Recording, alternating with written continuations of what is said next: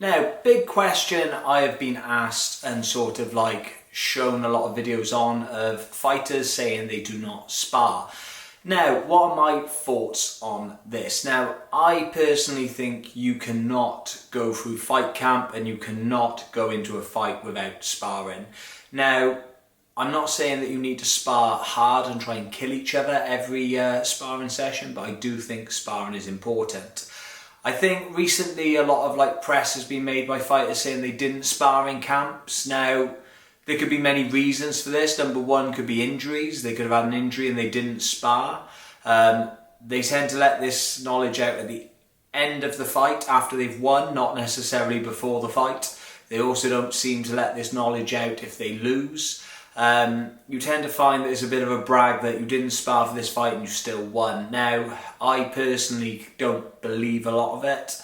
I think the only reason you wouldn't be sparring is because of an injury or because of maybe, I don't know, you've got a concern in camp that is restricting you from sparring. Now, I think sparring is one of the most important parts of your training. Everybody can look good on the pads, everybody can look good on the bag. But when it comes to sparring, that is the real you that comes out. That's how you react under pressure. That's how you react when someone's trying to hit you back. Now, granted, you don't want to be having wars in the gym every session and leaving it in the gym.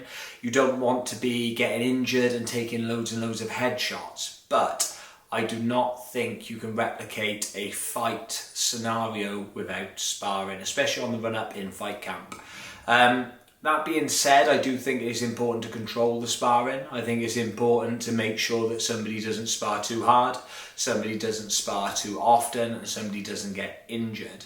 Sparring hard to the body and to the legs, I think, is something that is not bad for you. Again, without taking injuries, within reason. But I don't think sparring with heavy headshots all the time is beneficial, but I do think you need a hard spar. I do think you need to feel what it feels like to get hit. I do think you need to feel what it feels like to have some aggression put your way, and I think you need to feel what it feels like when you're tired and you've got nothing left in you and somebody is still trying to put that pressure on and land those shots.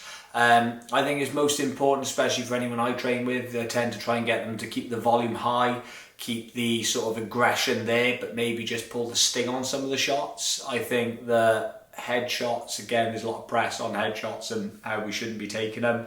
I do agree with that. I don't think it's healthy to be taking ridiculous headshots. When I was coming up through, we definitely used to dig in a lot to the head, and I think sometimes we probably shouldn't have. I remember feeling very cloudy and foggy a lot of the time, and that's not a healthy thing, but I think doing it now and again is good. I think it creates a lot of sort of resilience, and I think it lets you be familiar with the feeling. If you're in a fight and for the first time you're ever feeling somebody with intent trying to hit you, it's a very lonely, scary place. I don't think that's the first time you want to experience it. I think as you get more experience, you can tailor your sparring a bit. I don't think you need to sort of like build those elements of your training. You don't need to build resilience. You don't need to build that conditioning of what it feels like to have the aggression.